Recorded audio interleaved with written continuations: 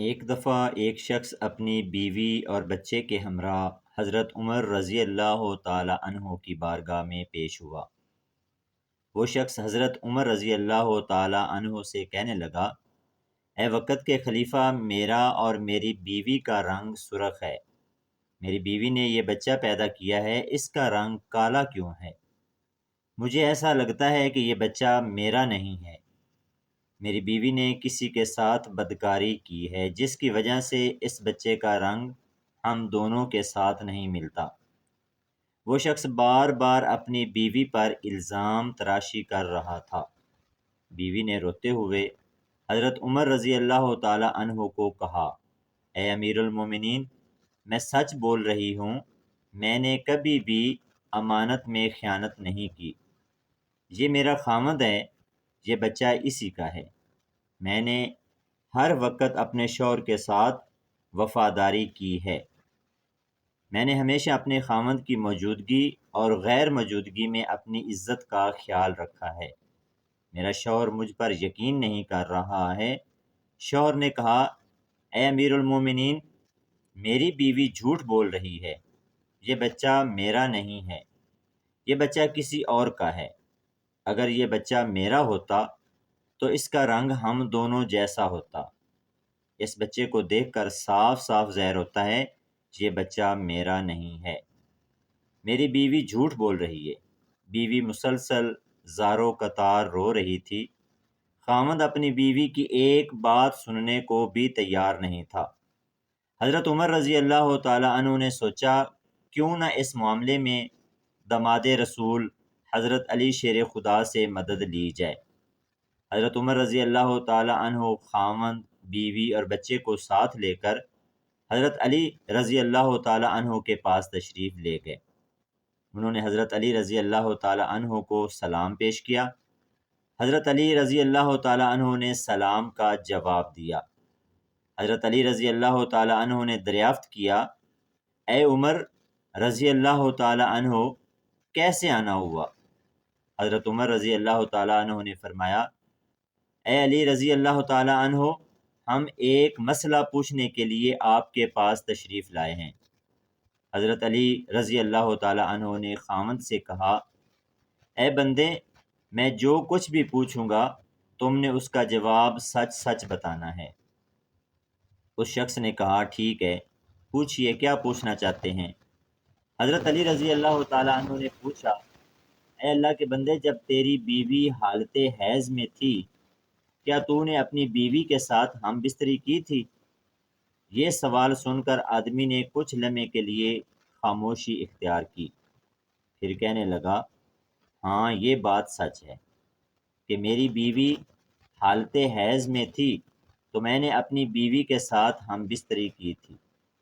حضرت علی رضی اللہ تعالی عنہ فرمانے لگے، اے بندے، یہ بچہ تمہارا ہی ہے۔ بلا وجہ اپنی بیوی پر الزام تراشی نہ کرو۔ جب تو نے بیوی کے ساتھ حیض کے دنوں میں ہم بستر کی تھی تو تیرا نطفہ تیری بیوی کے سیاہ خون کے ساتھ مل گیا، جس کی وجہ سے بچے کا رنگ سیاہ ہو گیا ہے۔ اگر تم بیوی کے ساتھ حالت حیض کے دنوں میں ہم بستری کرو گے تو بچے کالے اور بدصورت ہی پیدا ہوں گے۔ اے شخص، آج کے بعد یہ بات اپنے ذہن میں بٹھا لو کہ قرآن اور حدیث میں حیض کی حالت میں ہم بستری کرنا حرام اور سخت گناہ ہے۔ اگر کوئی بندہ اس بات کا علم رکھتے ہوئے بھی اپنی بیوی کے ساتھ ہم بستری کرتا ہے، اللہ تعالیٰ ایسے بندے سے سخت ناراض ہو جاتا ہے اور وہ بندہ جلدی ہی اللہ تعالیٰ کی سخت پکڑ میں آ جاتا ہے۔ اب ہم آپ کو بتاتے ہیں کہ معذور اور کمزور بچے کن گھروں میں جنم لیتے ہیں۔ مدینہ منورہ کا واقعہ ہے کہ ایک خوبصورت اور جوان لڑکی کی شادی ایک بوڑھے آدمی سے ہو گئی۔ شادی کی پہلی رات میاں بیوی نے ہم بستری کی، اتفاقاً شوہر کا اسی رات وصال ہو گیا۔ دلہن حاملہ ہو چکی تھی۔ جب بیوی نے بچے کو جنم دیا تو لوگوں نے اس لڑکی پر طرح طرح کی الزام تراشی کرنا شروع کر دی۔ اس کا میاں تو پہلی رات ہی انتقال کر گیا تھا۔ اس لڑکی نے جس بچے کو جنم دیا ہے وہ بچہ حرام کا بچہ ہے، اس کے خامد کا نہیں ہے، کیونکہ وہ تو پہلی رات ہی مر گیا تھا۔ پھر یہ بچہ کیسے پیدا ہو گیا؟ اس بوڑھے کی یہ دوسری شادی تھی۔ بوڑھے کا پہلی بیوی سے ایک لڑکا تھا۔ اس لڑکے نے اپنی سوتیلی ماں پر الزام لگانا شروع کر دیا۔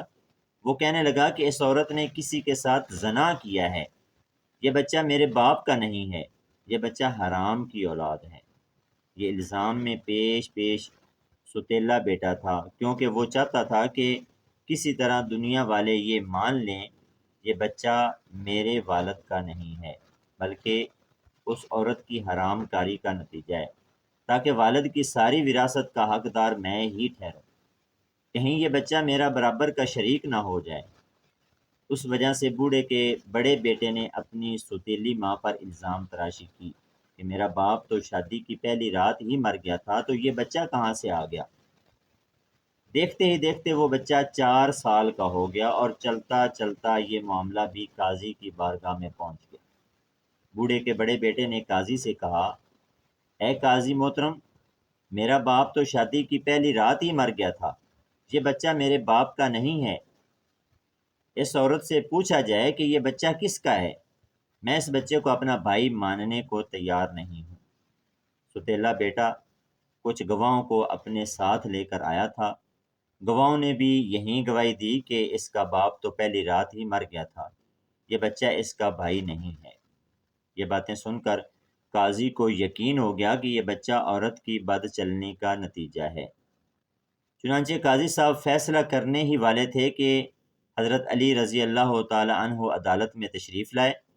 جب حضرت علی رضی اللہ تعالی عنہ نے یہ سارا قصہ سنا تو حضرت علی رضی اللہ تعالی عنہ نے بڑے بیٹے سے سوال کیا، اے بچے، یہ دونوں میاں بیوی کتنا عرصہ اکٹھے رہے تھے، اور جس بچے کو تم اپنا بھائی ماننے کو تیار نہیں ہو وہ بچہ کہاں ہے؟